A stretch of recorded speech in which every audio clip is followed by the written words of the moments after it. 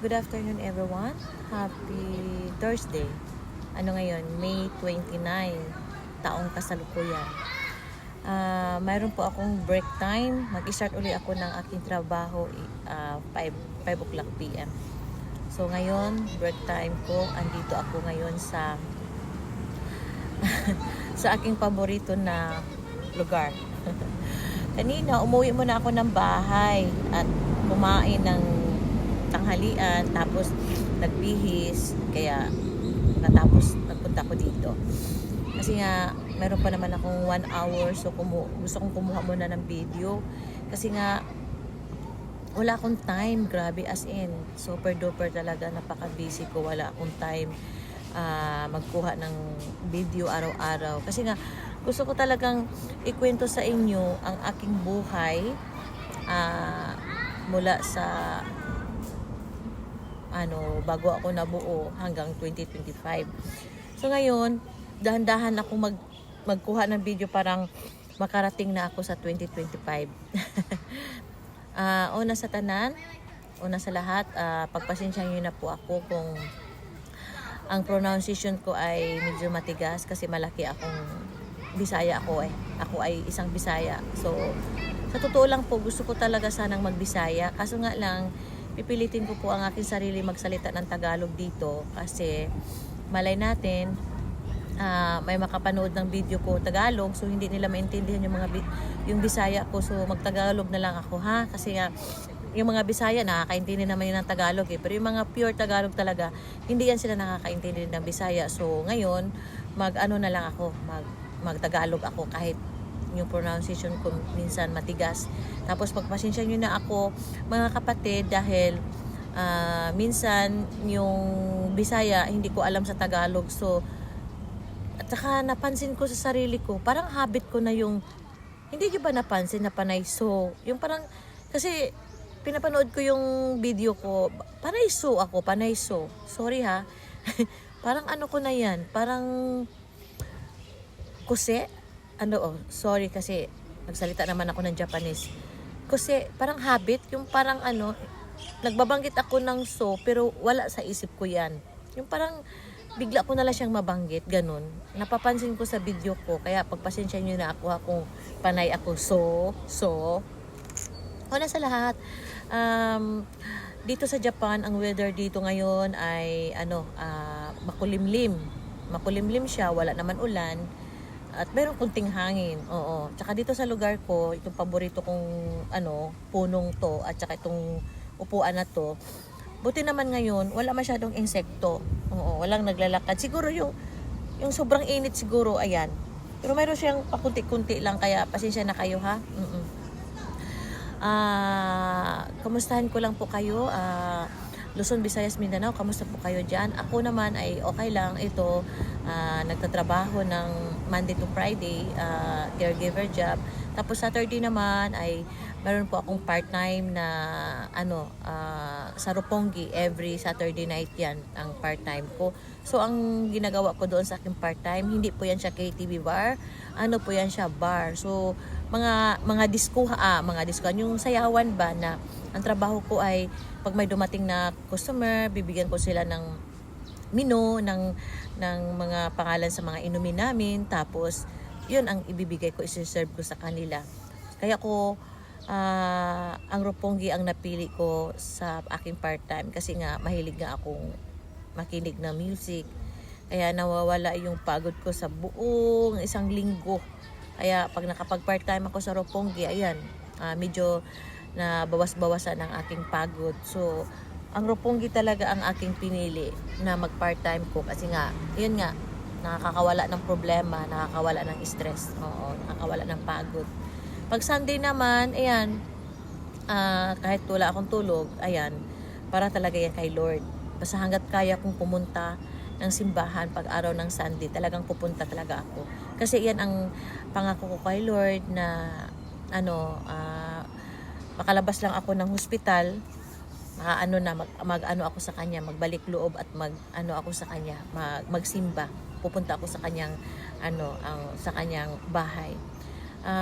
Mapuputol na ang aking 5 minutes.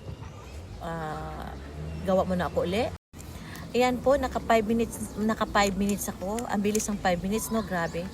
So, bibilisan ko lang pagpasalita ha, kasi ang haba-haba ng aking kwento. Ano ba yan? Gusto ko kasi, detalyado. Ano siya dito, medyo maraming bata ngayon dito sa harap ko.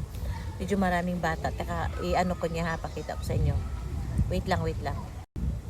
Ayan. Medyo maraming bata. Ayun o, sila. Nakikita nyo ba yan? Yan. Maraming bata dito ngayon. Kasi nga, ewan ko lang, siguro tapos ng school nila. O ngayon, doon sa last kong video, ay meron pa pala akong sa inyo, i-share ko lang sa inyo yung kasi 'di ba every morning ako nag-online mass nag-online mass kay Father Joel Jomarsus Gatos. Reverend Father Joel Jomarsus Gatos, shout out po sa inyo. We love you po, Father. Every morning, every day ako nag-online mass. Online mass. Hindi buo ang aking isang araw pag hindi ako nakapag-online mass. Oo. So, ang natutunan ko po kay Father Joel sa umagang ito, sa kanyang homily, i-share ko lang po sa inyo kung ano yung sinabi ni Father Joel, mga kapatid. Ang sabi kasi ni Father Joel, ngayong araw, ngayon, di ba, 29, May 29, ngayong araw lang daw niya nasabi sa kanyang homily. Itong lahat tayo sa mundong ito, may mga kanya-kanya tayong mayroong problema, 'di ba? May mga problema tayo basta hindi ko na isa-isahin kasi haba na yung video ko. So, kanya-kanya tayo may mga problema dito sa mundong ito. Ang walang problema, dalawa lang. Yung mga bata at yung ganun. Kulang-kulang. So, yun ang walang mga problema. So, ang mga taong tamang pangingisip, merong mga kanya-kanyang problema. Isa na ako doon. So, kanya-kanya tayong may mga problema, kagaya may mga utang. Wala naman sigurong tao na walang utang sa mundong ito. Kasi nga, ang mga mahihirap nga, may utang. Lalo na yung mga mayayaman. Porket mayaman ang isang tao, walang utang, no. May mga utang yan. Oo. Kaya nga, di ba, ang mga mayayaman pag nag-down sila, ang iba nagpakamatay dahil hindi nila matanggap, dahil mayaman sila, nagiging mahirap sila, hindi nila matatanggap.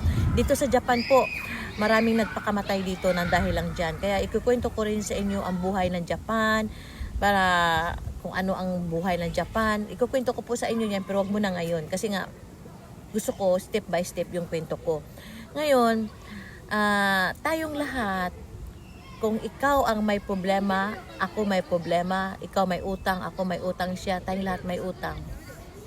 Ang gagawin natin, isuko natin yan sa Kanya. Sabayan natin ng kilos. Kasi ang sabi ni Lord, nasa tao ang awa, nasa Kanya ang awa. Nasa tao ang gawa, nasa Kanyang awa. So ngayon, ang gagawin natin, kailangan, hindi naman tayo siguro kaawaan ng Panginoon kung natutulog lang tayo. Hindi tayo kikilos. Paano tayo makakaroon ng pera kung hindi tayo kikilos, di ba? So ngayon, lahat tayo, yun nga nabanggit ko tungkol sa utang. Kasi nga, hindi naman tayo bibigyan ni Lord ng pagsubok kung hindi natin kaya.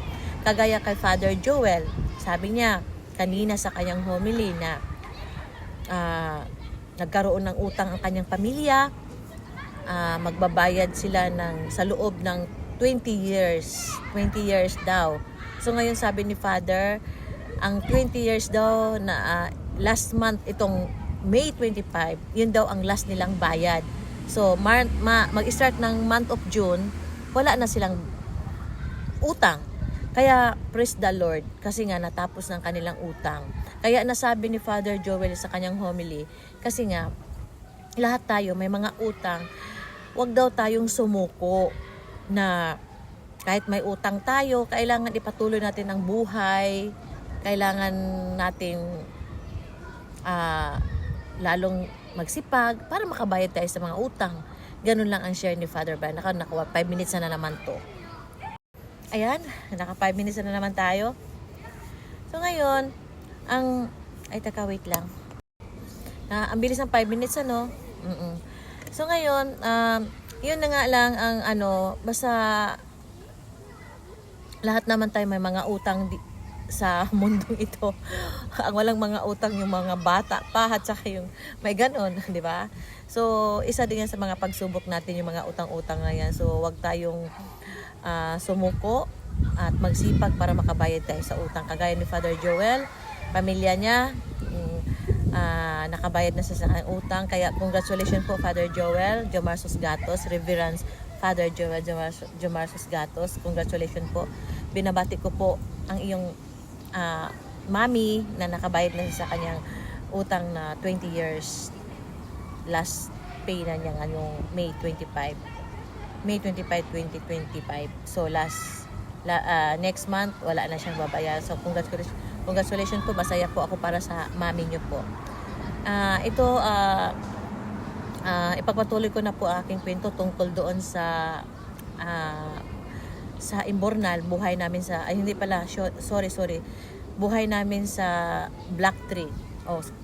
Ang last kong kwento, yun na nga, yung 8 years old ako ay nakita ako ng away. So first time ako nakapag-away sa aking buhay. Yung mga time na yun, kung iisipin ko ngayon, talagang grabe yun. Kasi imaginein mo, 8 years old pa lang ako, nakakita na ako ng away. Diyan sa elementary school, dalawang experience ko dyan. Nakakita ako ng away dyan. Kasi nga, ako kasi yung taong mabait ako, pero wag mo akong yung tinatawag lang bully. Ay, hindi pwede sa akin yan. Bulihin mo ako, hindi ka makakaano sa akin. Hindi makakaano sa akin yung mga bully-bully na yan. Tsaka, dati pa talaga, nung elementary pa ako, hindi talaga ako sanay sa mga grupo-grupo, yung makikipaggrupo ka kasi kung may mag-away sa iyo, may kakampi. Ako talaga mula pa noon hanggang ngayon, ayoko ng grupo-grupo talaga. Ayoko talaga ng grupo-grupo. Kaya kung mayroon man akong kaibigan, pinakamarami yan, 2 lang.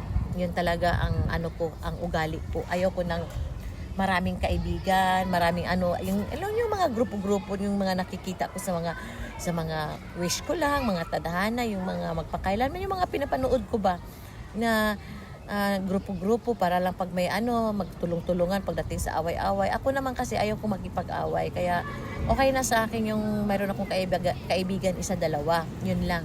Okay na sa akin. Noon pa yan, oo. At saka ako talaga sa kaibigan, pihikan ako. Marunong ako namimili ako ng magiging kaibiganin. Oo.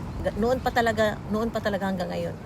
Kaya ito, i-share ko sa inyo noong nangyari noong grade 1 na nasabi ko na sa nakaraang video ko. Ang i-share ko naman sa inyo, yung grade 6 ako. Pero nagpasalamat ako noong nangyari nung grade 1 ako na nakakita ako ng away. Nagpasalamat ako sa mga oras na yun kasi nga napatunayan ko sa akin sarili na kaya ko pala. Oo, kahit ako lang mag-isa. Parang doon ko napatunayan sa akin sarili na kaya ko pala. Oo. Kasi kahit mamas girl ako, papas girl ako, yung parang baby ako, pero kaya ko pala. Oo. Doon ko napatunayan sa akin sarili. Kaya nagpasalamat din ako nung time na yon na ganun ang nangyari sa akin. Tapos, umpisa nung nangyari sa akin, nung time na yun, alam nyo po, malaking tulong sa akin yun. Marami nang takot sa akin. Yung walang makipag-ano sa akin. Yung ilang sila sa akin. Takot silang magsabi sa akin na yung parang magalit ako. Kaya malaking tulong talaga sa akin yung time na yun na nangyari sa akin. Kasi nga, wala na, parang walang nag-aano sa akin. Kasi ako naman talaga, ayaw ko talaga makipag-away. Kasi ang turo naman sa akin ni papa at mama ko, hindi maganda ang isang tao makipag-away. Magagalit daw si Lord niyan, hindi daw tanggap ni Lord. Yan naman na parating sinasabi sa akin. Kaya ayaw ko talaga makipag-away. Pero kung talagang sobra-sobra na, ay hindi pwede sa akin yun. Bakit? Hindi talaga pwede sa akin yun. Talagang papatulan talaga kita pag alam ko na sa tama ako. Ay, 5 minutes na naman. Ang bilis ng 5 minutes, as in, grabe, as in. Ngayon, umpisan, kaya nung nangyari nung grade 1 ako na, may nangyari sa akin, yung nag-away. Kasi, di ba, nung time na yun, talagang, buong elementary, alam eh. Kaya, pag may maano sa akin, hindi talaga sila kaya halos naman sila lahat kaibigan ko. Pero, yun lang talaga, yung time na yun talaga na nakipag-away talaga ako, yun lang. Ito namang yung sabi ko sa inyo na grade 6 ako ay, kaya ako, nakakita ng away noong grade 6 na noon. Kasi nga, pa lang, grade 4 pa lang ako noon, grade 4, grade 5, grade 6. Yung tatlong babae na yon, hindi ko lang babagitin ang pangalan dito ha, pero kung mapanood nila itong video na to, kung natandaan nila, kasi natandaan ko, kung natandaan nila, alam nila kung sino sila. Yung tatlong babae yun, talaga sila, yung alam yung pong para silang linta na magkadikit talaga silang tatlo. Umpisa, tanda ko, grade 4, grade 5, grade 6 eh. At talagang, silang yung tatlong yan, best friend talaga yan silang tatlo. Tapos, itong tatlo na to, ang hindi ko lang, meron na ako sama ng loob sa kanilang tatlo, noong grade 4 pa lang, grade 5, grade 6, oo. Kasi nga, itong tatlo na to, parang donya, parang buhay donya ba? Kasi nga, di ba sa Rome, mayroong na-assign sa cleaners, di ba? Ikaw, ito, group 1, group 2, group 3, yung mga ganon. Yung tatlo na yon nakasama sa group ko sa cleaners. Oo. Tapos, ako kasi yung ugaling hindi umiimik. Kumikilos ako, gumagawa ako, pero hindi ako umiimik. Yung, hindi ako nagsasalita, pero nakalagay yan dito at saka dito. Nakatanim na yan dito at saka dito. Hindi ako umiimik. Tapos, ang hindi ko lang magustuhan,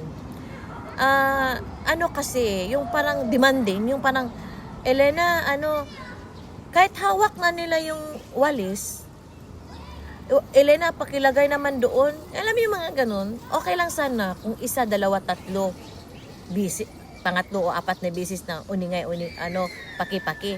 Hindi eh, halos na lang buong isang taon, ganun ang, parang parang ganun ang nangyayari ba. Wala lang. Sa madaling salita, grade 4, grade 5, grade 6, ganun pa rin ang ginawa nila sa akin. Ang hindi ko na talaga matanggap nung grade 5, grade 6 na, siguro kasi 'di ba, yung time na yun, March 30 matatapos ang school, 'di ba? Tapos month of June ay wait lang guys ha, parang mayroong nangangati ako. Excuse me, parang may insekto. Kasi nga month of March tapos na yung school, tapos month of June ay start ng school. Siguro mga time na yun, nasa mga mga January yata, mga ganon. So ngayon, ang nangyari, tawag nito, mga oras na yun, gustong-gusto ko nang umuwi. Hindi pa, ako lang ang nagwawalis sa room. Tapos silang tatlo, chika ng chika. Tapos sabi ko ganon, naman, tulungan nyo naman ako kasi gusto kong umuwi na. Alam, hindi ako pinansin, didma sila. Di sa galit ko, naman, ganito, hindi talaga. Sila pa nagalit sa akin. Gumawa ka kung gusto mo, gawin mo kung gusto mo. Ganon, huwag mo kaming intindihin dito. Alam mo yung ganon, parang, sabi ko, grade 4 pa lang, nagtitiis na ako sa inyo ha, yung nasa isip-isip ko. Kaya sumagot ako sa kanila. Yung tatlo nakipag-away na sa akin. Ang pinakaayaw ko sa lahat, mga kapatid, yung ginaganon-ganon ako, yun talaga ang pinakaayaw ko sa lahat. Yung ginaganon. Ayaw ko talaga. Elementary pa lang ako hanggang ngayon, ayaw ko nang ginaganon ako. Ginaganon-ganon ako, tinuturo-turo. Elena, wala akong ginawang masama. Wait lang ha. Naka 5 minutes na naman ako. tapos ang pinaka-ayaw ko sa lahat, yung ginaganon-ganon ako. Ayoko nang dinudurog-durog ako. Ayoko nang ginaganon ako. Doon umiit ang ulo ko. Talagang umiit ang ulo ko. Tapos ngayon, bali, parang inano nila ako ba na wag daw akong, sino daw ang pinagmalalaki ko, gano'n daw, bakit daw ako nagyayabang. Ano ba nagyayabang ako? Wala naman akong pinagyayabang. Sila nga ang mayabang eh. Sa madaling salita, inaway nila ako. Tatlo sila, Ginoo ko. Tatlo sila. Ang ginawa nila sa akin, inano nila ako, yung isa dito sa gilid, yung isa dito sa gilid, tapos yung isa dito sa harap ko. Talagang hinawakan yung kamay ko at saka ito, hinawakan. Paghawak ng kamay ko dito, ginakaganon ako. Yung isa naman, dito, tawa-tawa sila. Hindi ako makaano kasi nga hinawakan yung kamay ko. So ang nangyari noon, hindi ako umimik. May araw kayo sa akin, gagantihan ko kayo. Hindi ako umimik. Buti na lang, mayroong pumasok sa room namin. Kaya na yung time na yun, natapos ang yung gulong yun, natapos. Kaya ang ginawa ko, umuwi ako. Sabi ko, nagtanim talaga ako ng galit. Alam niyo po, dati pag nagalit ako, grabe. Alam niyo po kung ano yung nasa isip ko, gagawin ko talaga. Ang plano ko talaga noon, saksakin ko talaga. Diyos ko Lord. Ano ako noon? Mag-13 ako noon kasi nga 8 years old ako, grade 1 ako eh. Mag-13 ako noon. Sabi ko, lagot ka sa akin.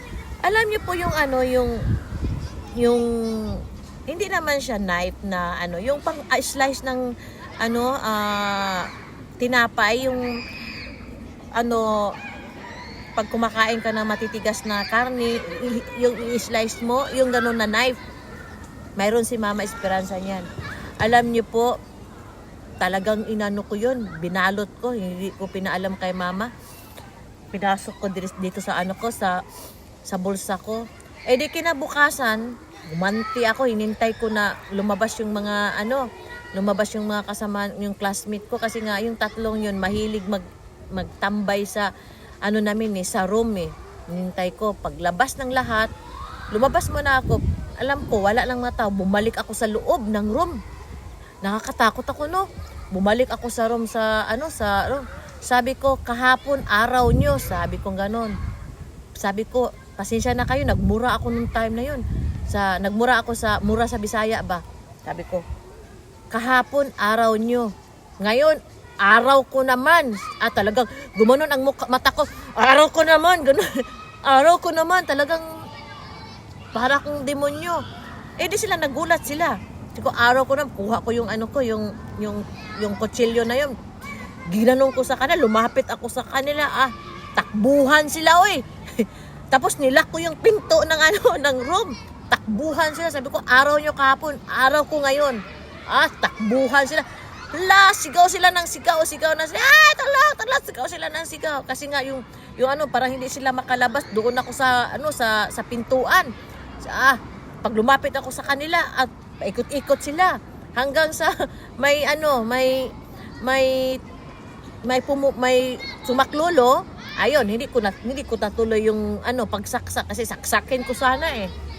Kasi nga galit na ako noon kasi hindi ako nakaganti. Pero yung pangyayaring yun, hindi talaga alam ni Mama Esperanza hanggang ngayon. Hanggang pumanaw na lang si Mama, hindi niya alam, hindi ko sinabi yun. Kaya yun na ganito, bakit ganito? Ayun, sa madaling salita, in-explain ko na ganito, kaya ganito. Di parang yung parang okay na, wag nang ulitin uli, parang ganon. Pero mula noon, talagang umano na sila, yung tawag nito, yung kasi nga pinagsabihan sila ng teacher, pagsibahan ng ganito, kung hindi kayo tatawagin namin mga magulang nyo. Sabi ko, ayoko, sige makipag-ariglo na ako, ayoko tawagin si Mama ganon. Ngayon, doon natapos yung away na yun na maka 5 minutes na naman ako nito. Doon natapos siya. Kaya doon ko napatunayan na mainit talaga ang ulo ko. Tapos nung mga ano na yun, nung mga time na yun, yung nag-grade 6 ako, yun ang ano ko, dyan sa elementary school, yan ang bad experience ko sa Kapatagan Elementary School. Grade 1 ako and grade 6 yan. Pero yung mga bully-bully, wala naman masyado dyan ay. Wala naman nagbubuli sa akin. Yun nga lang, yung grade 4 ako, grade 5, grade 6, yun nga lang yung tatlong yun. Oo, yung, kung sa madaling salita, tamad ba? Hindi tumutulong, oo. Pero yung binubuli ka, hindi naman. Yung parang, kasi ayaw ko kasi na, mula noon hanggang ngayon, ayaw ko kasi na pag oras ng trabaho, kailangan trabaho. Kasi trabaho yun, cleaners yun, di ba? Cleaners, ikaw ang nasa sa room, di ba? So, kailangan magtutulungan. Alam mo yung ganun. Ganun ang gusto ko na hindi lang isa ang kikilos. Kailangan lahat kikilos. Kasi nga, yun nga, magtutulungan niya di ba? Wala, pare-pareho naman tayo, walang sweldo yan, di ba? May sweldo man o wala, kailangan kumilos. Ganun, oo. Tapos yung na-experience ko dyan sa pag-school ko dyan kami sa Black Tree. Alam niyo po mga kapatid, kasi nga mahirap lang kami. Kasi nga nung lumipat na kami sa Black Tree, doon na nag-umpisa naghirap na ang buhay. Talagang mahirap naman talaga kami, pero yung ibig kong sabihin na mahirap na doon na nag-umpisa sa Black Tree, kasi nga yung lupa ni Papa hindi na naalagaan, kasi nga 'di ba natatakot doon sa mga MPE dati, ganun. Kaya nga hindi na masyadong naalagaan, hindi na nakapagtanim si Papa ng mga mais, na hindi kagaya dati na paglabas mo ng bahay, lupain na namin. Kaya ang ginawa noon mga time na yun, talaga hindi na talaga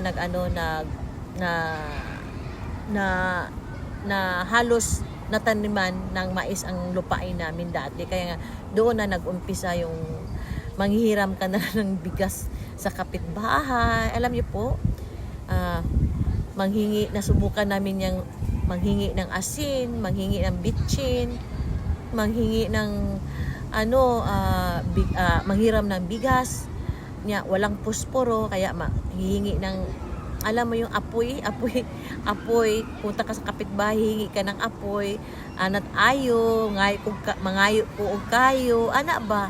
Tapos bibigyan ka ng isang kahoy na mayroon siyang tapos magdadala ako ng bunot, tapos lagay siya dito, tapos habang huhuyupan ko siya hanggang sa lagay ko sa abuhan ba yung sa lutuan, hanggang sa ganon ang nangyari. Ganyan ang na-experience ko sa Black Tree. Tapos natandaan ko nung elementary ako, yung palda ko isa lang ang palda ko nung elementary ako. Ang palda ko isa lang ang aking palda. Tapos yung pangtaas ko dalawa ang pangtaas ko. Kaya iniingat-ingatan ko talaga yung pangtaas ko na hindi talaga madumihan, kasi nga kawawa naman si Mama, maglalaba siya na maglalaba, tapos sayang din ang sabon. Kaya tapos wala kaming wala kaming plancha, kaya ang ginawa ni Mama pag naglaba siya sa uniform ko, kasi yung palda ko pag mainit ang panahon, dalawang bisis ko gagamitin, pangatlong araw lalabhan na ni Mama yung palda ko. Pero yung pangtaas ko, araw-araw talaga nilabhan ni Mama yan. Umulan man o hindi, araw-araw talaga ni Mama nilabhan yung yung pangtaas ko. Tapos alam niyo po mga kapatid, yung damit ko parang pinalansya, kasi alam niyo po, ang ginagawa ng mother ko, pag nilabhan niya yung damit ko, sa pinakahuli, di ba babanlawan niya, kasi kamay nga, babanlawan niya. Yung pinakahuli niyang banlaw, hindi niya pipigain. Hindi pipigain ng mother ko yon, ni Mama Esperanza. Pag banlaw niya, ganon niya, subukan niyo po yan.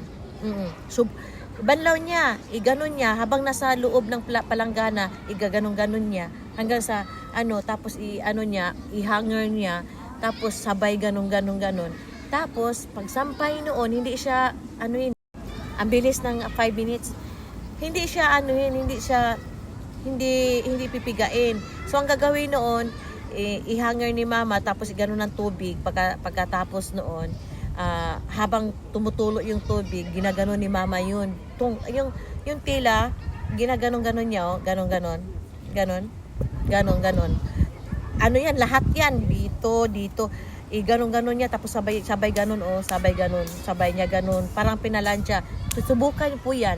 Ganon. Ano nga lang, kailangan, kumbaga sa ano pa, mindoksay. Hindi ko alam sa mindoksay sa Tagalog. Ano, yung parang ano, gaganon mo siya. Tapos yung palda ko, gaganunin ni mama. Pag natuyo yun, ano ni mama yan, parang, ano, yung iganon niya sa ano, sa kamay niya. Oo, parang pinalansya talaga yung ano ko, yung uniform ko. Ganon si mama kaalaga sa uniform ko. Kasi nga isa lang yung palda ko.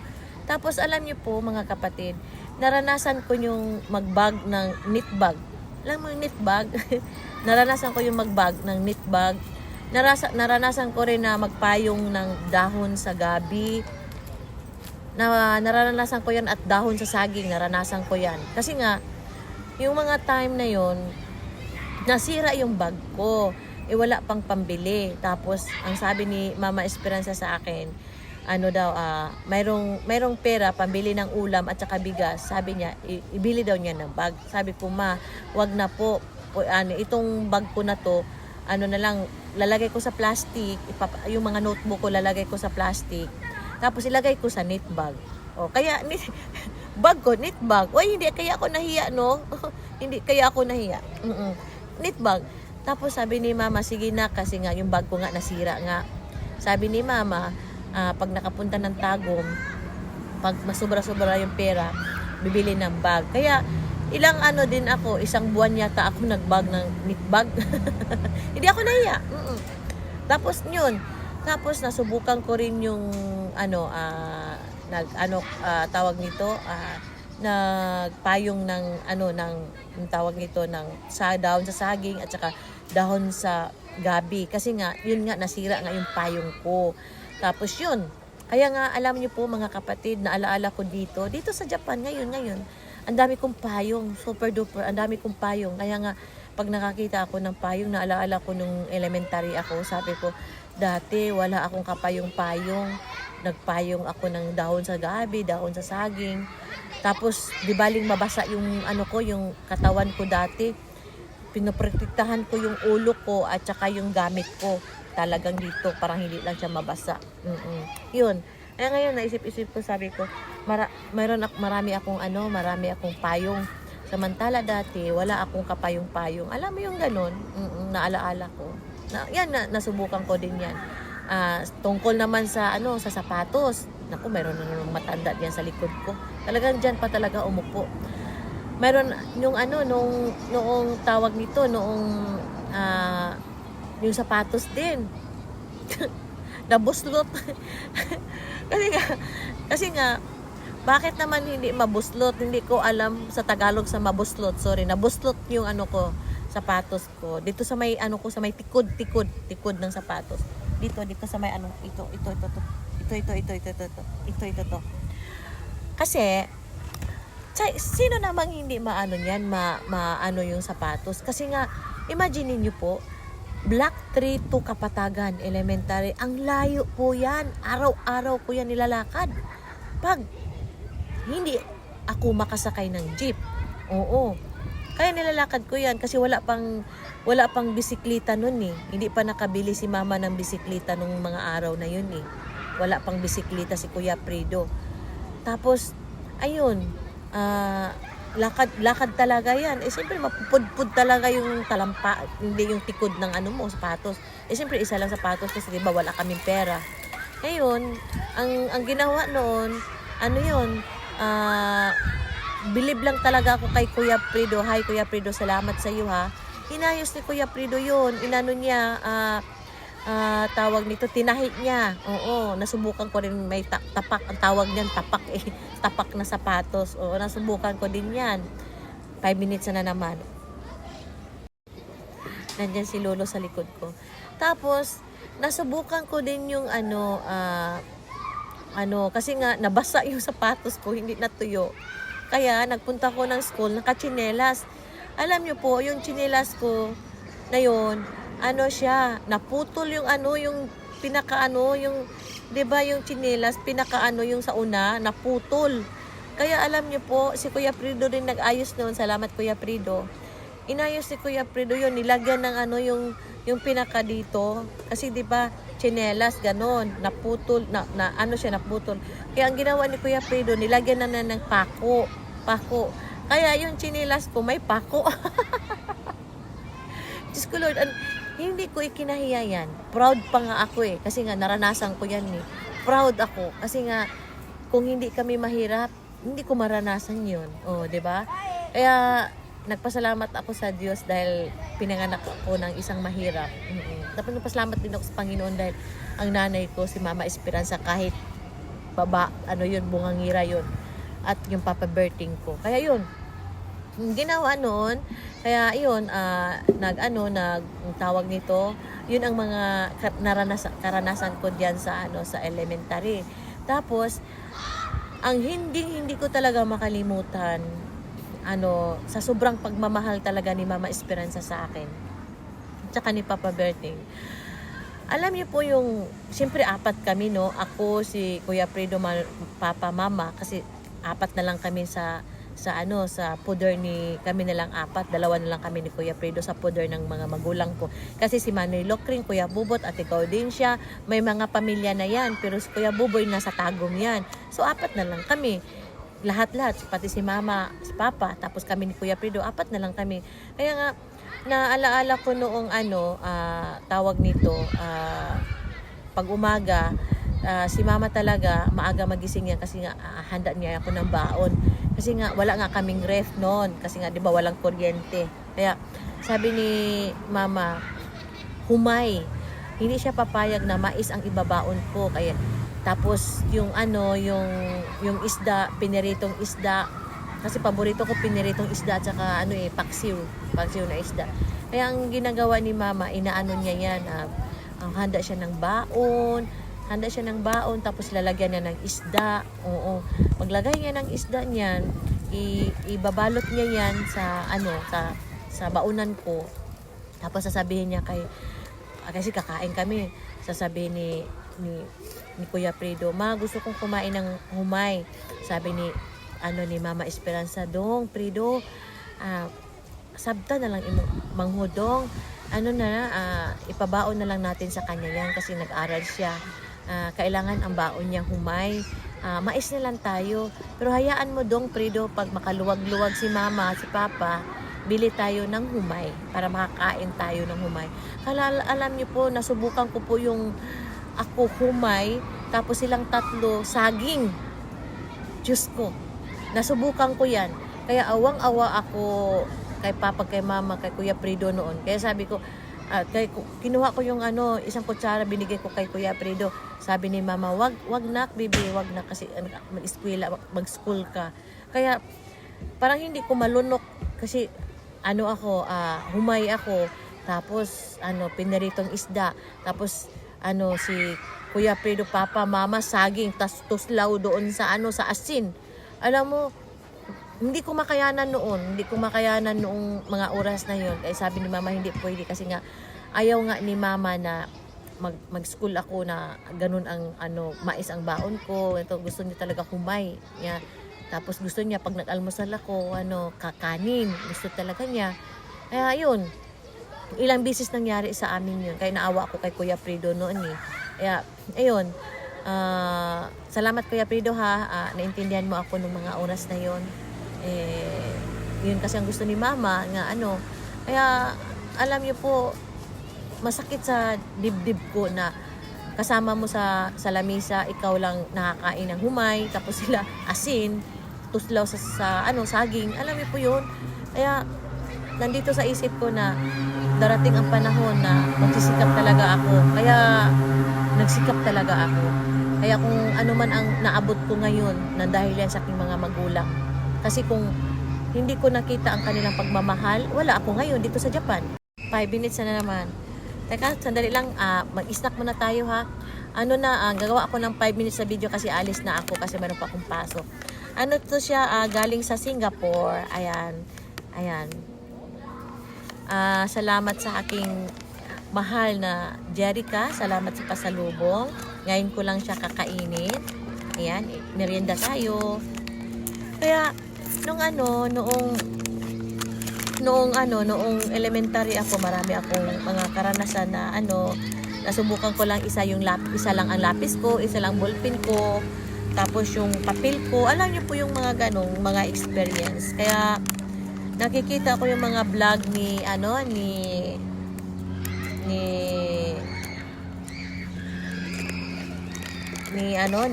ba yung pangalan nito? Teka, wait lang. Mga vloggers ba, nakikita ko yung mga ganon. Natandaan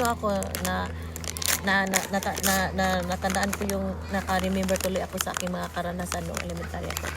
Ano pala siya? Heart. Ito heart pala naka-ano. Yan Itadakimasu ji. Salamat. Unang tubo sa inyo po. Ang sarap. Tinitingnan ako ng mga bata. Sabi siya ng bata, sira ulo ako, nakipag-usap ako sa cellphone. Alam mo naman ng mga Japan, mga Hapon. Kung baka sa pa may mga no comment na ako. Tapos, ayun nga, nasubukan ko yung mga ganyan na kasi kung hindi lang sa pagmamahal ni Papa ni Mama, siguro ako ngayon may asawa na ako. Ang dami ko na sigurong anak, siguro naka-8 anak na ako ngayon. Kasi mga ang sarap.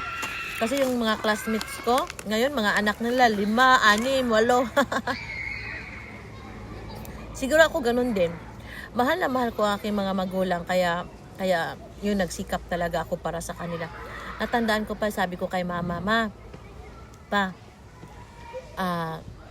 hayaan nyo po. Elementary pa lang ako noon, sinabi ko na sa kanila, hayaan nyo po na darating ang panahon na giginhawa ang buhay natin. Sabi ko sa kanila. Alam nyo yung sabi ni Papa ni Mama, natutuwa sila sa akin. Kasi nga, ang liit-liit ko pa daw, ang laki ng pangarap ko. Sabi niya, ano bang gusto mo na pag anong gusto mong course? Sabi ko, teacher. Sabi ko, teachers gusto ko yan sabi ko. Sabi ni Mama at Papa, di pagbutihan mo yung pag-aaral ha. Sabi ni Papa ni Mama. Tapos nakikita ko nga yung, ayun nga, hirap na hirap kami sa pagkain. Kaya, ayun, talagang nagporsigi talaga ako. Kasi kung hindi dahil kay Papa kay Mama, siguro wala ako dito sa Japan. Nasa Pilipinas ako at dami ko ng anak siguro, at dami ko ng apo. Mga kapatid, hanggang dito na lang muna ang aking video. Kasi nga wala na akong time, pupunta na ako sa trabaho ko. Thank you for watching everyone. Ingat po kayong lahat. At salamat sa mga nanonood. Shout out sa lahat sa mga nanonood. Shout out din sa mga mahal ko sa buhay sa Pilipinas, Luzon, Visayas, Mindanao. Lalo na sa Imbornan, hindi ko na kayo isa-isahin. At ingat kayo lahat. At kung yun na nga sinasabi ko, kung hindi yung magustuhan ang video ko, wag na kayo mag-comment. At wag na rin kayo manood kung ayaw nyo ang video ko. So, pagpasensyahan nyo na ako minsan kung nabubulol ako or ano man yung reaction ng bibig ko. Pagpasensyahan nyo na ako dahil nagmamadali ako. Nagmamadali ako. Ang hirap. Tuwing kumukuha ako ng video, parati ako nagmamadali eh. Wala na akong time. Meron pa naman akong 15 minutes. So, papunta na ako. Mayroon akong home service dyan sa Pujimino. Okay, last. Ayan, thank you, Jerica. Ang sarap. Meron pa nga akong dalang isa ito, oh. Galing sa Kawasaki. Alam niyo po yun? Ayan, oh. Ano daw to eh? Famous na pagkain. Ang sarap niya. Ganyan to. Tabang hanggang na ng yun, oh. Dami kong nakain. So, thank you guys. Thank you for watching everyone. Mahal ko po kayo, lahat. Kasama ko si Tatay Ligong. Ayan. Kasama ko po. Inom muna ako, ha? Kasi alis na ako.